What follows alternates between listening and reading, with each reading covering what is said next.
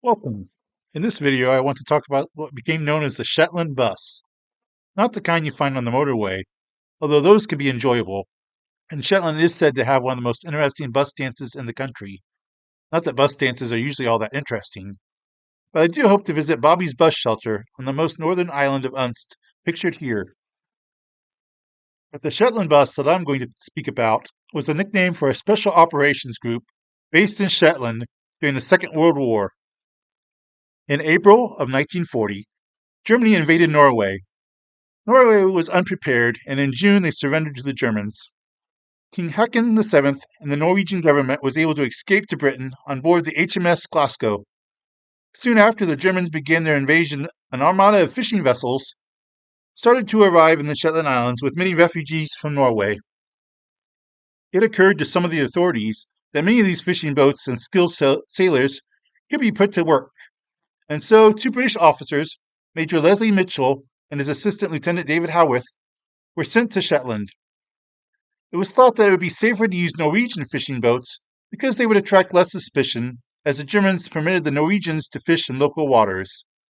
And thus the Shetland bus was started.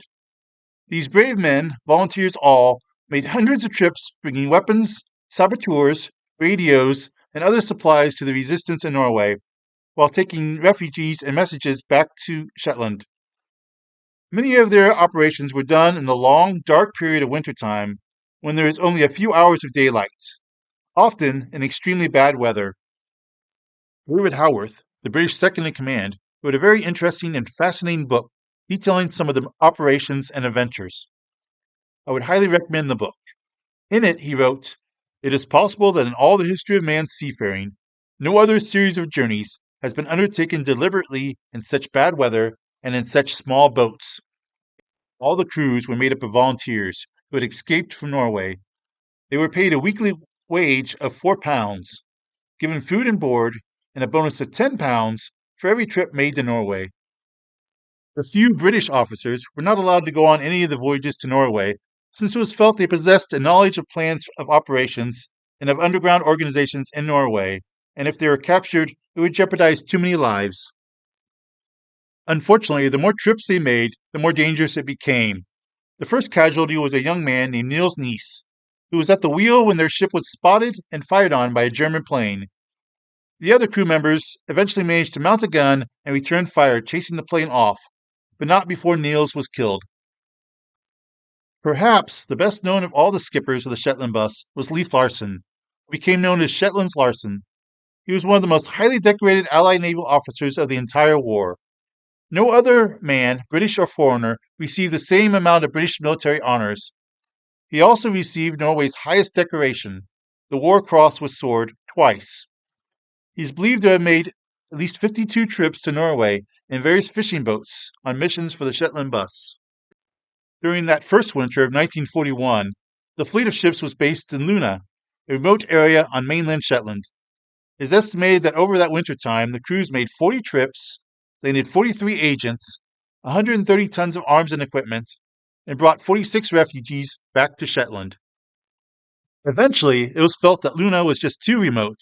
It was difficult to fix the ships, which were damaged either by the Germans or the bad weather, and so, for that and other reasons, the base was moved in the spring of 1942 to the larger village of Scalloway. Though often installed with various hidden weapons, such as large guns cleverly disguised as barrels of oil that would spring into place to fight aircraft, the fishing boats were extremely vulnerable to attack by the Germans. And by 1943, over 40 crewmen had lost their lives, and several of the ships had been lost as well. By this point, the Germans had long since realized that fishing boats were being used, and so there was no longer much of a reason to continue to use them. Fortunately for the operation, the United States Navy gave them 3 sub-chasers, powerful, well-defended small boats. With these, they were able to carry out a further 116 missions before the end of the war in 1945, without any further loss of men or ships. In total, it is estimated that the crews conducted over 200 missions, carried over 400 tons of weapons, explosives, and other supplies, and safely brought over 350 refugees to Shetland.